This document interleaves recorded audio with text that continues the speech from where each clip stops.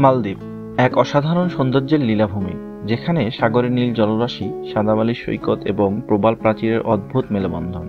এই দেশটি শুধু বিলাসবহুল রিসোর্ট আর ভ্রমণপ্রেমীদের জন্যই স্বপ্নের গন্তব্য নয়, এটি নানা বৈচিত্র্যময় সামুদ্রিক জীববৈচিত্র্যের জন্য বিখ্যাত। আজকের এই ভিডিওতে আমরা জানব মালদ্বীপের ইতিহাস, সমুদ্রের নিচের অপূর্ব জগৎ, সংস্কৃতি এবং পর্যটকদের জন্য বিশেষ কিছু অভিজ্ঞতার কথা। চলুন আমরা ভেসে যাই এই স্বপ্নের দেশে, যেখানে প্রকৃতি নিজেই যেন আপনাকে আলিঙ্গন করবে। মালদ্বীপ ভারত মহাসাগরের শ্রীলঙ্কা ও ভারতের দক্ষিণে অবস্থিত।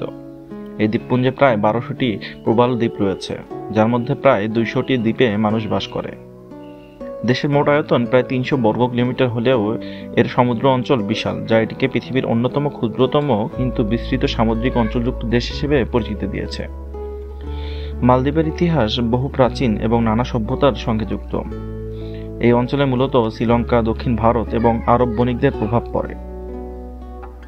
প্রাচীনকাল থেকে মালদ্বীপ একটি গুরুত্বপূর্ণ বাণিজ্য কেন্দ্র হিসেবে পরিচিত ছিল, বিশেষ করে ভারত এবং আরবের মধ্যে সমুদ্রপথে ব্যবসার ক্ষেত্রে।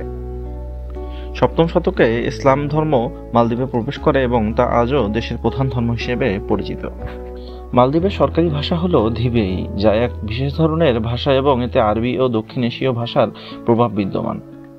মালদ্বীপ প্রবাল দ্বীপপুঞ্জের জন্য বিখ্যাত এবং এটি পৃথিবীর সবচেয়ে নিচু দেশ, যেখানে গড় উচ্চতা প্রায় 1.5 মিটার।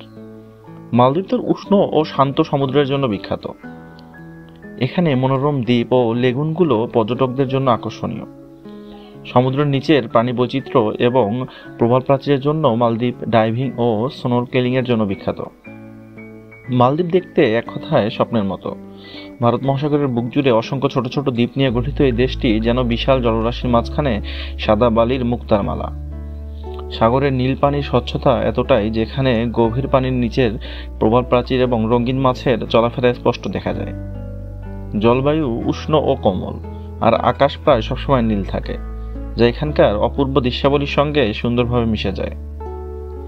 মালদ্বীপের সৈকতগুলো পৃথিবীর অন্যতম সেরা সাদা বালির সৈকত হিসেবে পরিচিত। সাদা বালির এই উপকূলীয় এলাকা দেখতে তুলনাহীন এবং এটি সূর্যের আলোয় উজ্জ্বলভাবে ঝকঝক করে। প্রাচীন ও বিশাল নারকেল গাছের সারি সমুদ্রের বাতাসে দুলতে থাকে, যা পরিবেশে এক প্রশান্তিময় অনুভূতি তৈরি করে। এক একটি দ্বীপ ছোট ও নিরিবিলি, পানির উপর তৈরি বিলাসবহুল রিসোর্টগুলোর প্রতিটি কক্ষ যেন সাগরের সাথে মিশে আছে। রিসোর্টগুলো প্রায়শই কাঠের তৈরি, আর রয়েছে ওভার ওয়াটার বাংলো, যা সাগরের ঠিক উপরে অবস্থান করছে। প্রতিটি বাংলো থেকে সরাসরি সাগরে নেমে পড়া যায়, আর এই অনন্য অভিজ্ঞতা পর্যটকদের আকর্ষণ করে। পানির নিচে প্রবাল প্রাচীর এবং সেখানকার জীববৈচিত্র্য অবিশ্বাস্যভাবে সুন্দর। রঙিন প্রবাল, নানা ধরনের সামুদ্রিক মাছ এবং সামুদ্রিক কচ্ছপের মিলন যেন এই জগৎটিকে আরও মনোমুগ্ধকর করে তুলেছে। সূর্যাস্তের সময় পুরো আকাশ একটি গোলাপি, কমলা এবং বেগুনি রঙে রাঙা হয়ে ওঠে, যা সাগরের পানির উপর প্রতিফলিত হয়। এ সময় মালদ্বীপ যেন আরো বেশি মায়াবী মনে হয়। মালেতে, যা মালদ্বীপের রাজধানী, কিছুটা ব্যস্ততার চিত্র দেখা যায়, তবে এই শহরটি আধুনিক স্থাপত্য আর ঐতিহ্যের এক মিশ্রণ। শহরের রঙিন ভবন, পুরনো মসজিদ এবং শান্ত পরিবেশ যেন প্রকৃতির সাথেই খাপ খেয়ে আছে। মালদ্বীপের সামাজিক জীবনে ইসলামের রীতিনীতি খুবই গুরুত্বপূর্ণ ভূমিকা পালন করে। দেশের মানুষ সাধারণত বন্ধু বৎসল এবং তাদের সংস্কৃতি এবং ধর্মীয় বিশ্বাসকে অত্যন্ত গুরুত্ব দিয়ে থাকে। স্থানীয় পোশাক এবং রীতিনীতি বিশেষত ইসলামী ঐতিহ্যের সাথে সম্পৃক্ত। ইসলাম মালদ্বীপের প্রধান ধর্ম হওয়ায় এখানে ঈদ উল ফিতর, ঈদ উল আজহা এবং হজের উৎসব পালন করা হয়।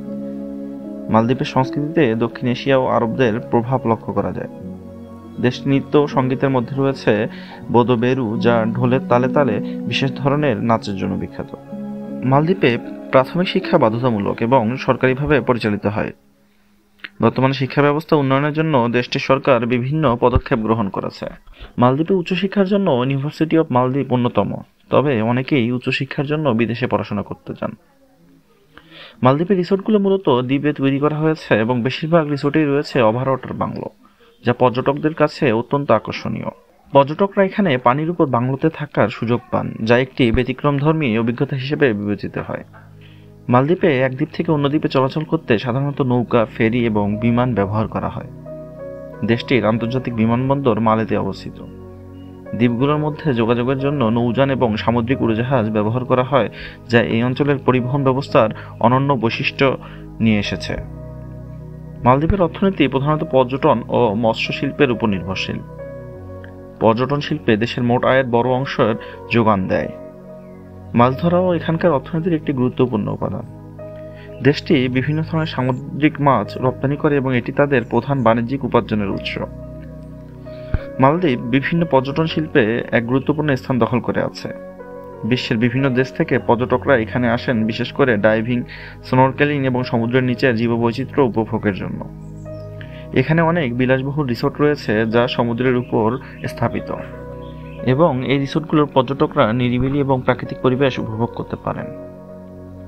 বর্তমানে মালদ্বীপ জলবায়ু পরিবর্তনের প্রভাবের মুখে রয়েছে এবং এটি পরিবেশ সুরক্ষায় বিভিন্ন পদক্ষেপ গ্রহণ করছে। সমুদ্রপৃষ্ঠের উচ্চতা বৃদ্ধির ঝুঁকিতে থাকার কারণে সরকার সমুদ্র উপকূল রক্ষা ও পুনর্বাসন প্রকল্প শুরু করেছে। অনেক দ্বীপে কৃত্রিম বালির সৈকত নির্মাণ এবং প্রবল প্রাচীরের সংরক্ষণের ব্যবস্থা নেওয়া হয়েছে। মালদ্বীপ এক স্বপ্নের দেশ যেখানে প্রাকৃতিক সৌন্দর্য ও মনোমুগ্ধকর পরিবেশের সঙ্গে শান্তিপূর্ণ জীবনযাপন করা যায়। এটি পৃথিবীর অন্যতম ক্ষুদ্র এবং সামুদ্রিক জীববৈচিত্র্য সমৃদ্ধ দেশগুলোর মধ্যে একটি।